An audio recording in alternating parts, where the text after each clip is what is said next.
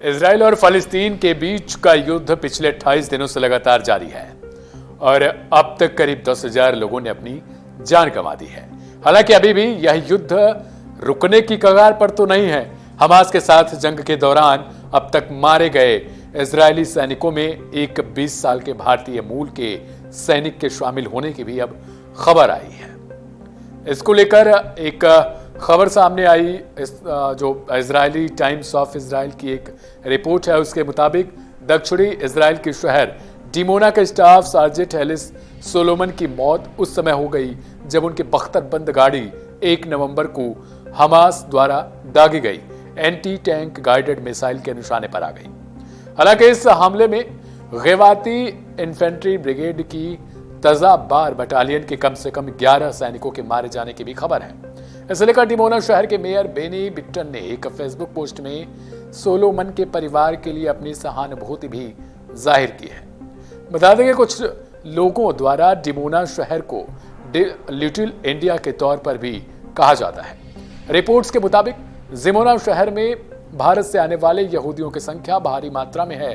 बात करें अगर डिमोना की, तो यह इजराइल के दक्षिण में एक शहर है जो इजराइल के परमाणु रिएक्टर के रूप में पहचाना जाता है।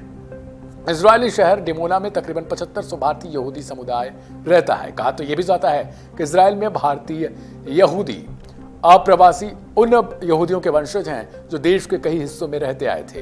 अब अगर बात करें इजराइल हमास युद्ध की, तो इस युद्ध के कारण गाजा में लाखों लोगों को अपना घर छोड़कर भागना पड़ चुका है। इजराइल और हमास के बीच युद्ध के कारण अब तक कई हजार मासूम लोगों की जिंदगी खत्म हो चुकी है। इधर लगातार नेतन्याहू की ओर से बार बार कहा जा रहा है कि वो युद्ध को तब तक जारी रखेंगे जब तक कि हमास को पूरी तरीके से वो खत्म कर नहीं देते। नेतन्याहू की ओर से दिए गए पुराने बयानों में उन्होंने इस दर्दनाक नुकसान के साथ कठिन युद्ध बताया है, लेकिन जीत तक जंग रखने की भी कसम खाई है। नेतन्याहू ने कहा है कि हम एक कठिन युद्ध में हैं, यह एक लंबा युद्ध होगा, हमारे पास कई महत्वपूर्ण उपलब्धियां भी हैं, लेकिन दर्दनाक नुकसान भी है। बता दें कि यह युद्ध 7 अक्टूबर को हमास द्वारा इजराइल के लोगों पर रॉकेट और हजारों मिसाइल दागने के बाद शुरू हुआ था। हालांकि इस युद्ध में हमास के कई कमांडर भी ढेर हो चुके हैं।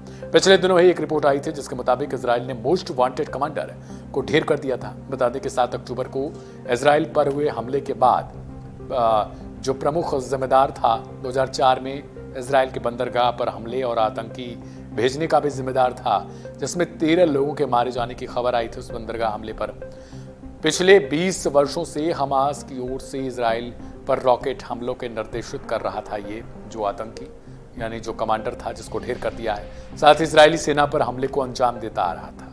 पिछले दिनों ही उत्तरी गाजा में इजरायली सेना के खिलाफ युद्ध के प्रबंधन का जिम्मा भी ये आतंकी संभाल रहा था। देखना होगा कि क्या इसकी जान जाने के बाद हमास को कोई फर्क पड़ता है या फिर नहीं।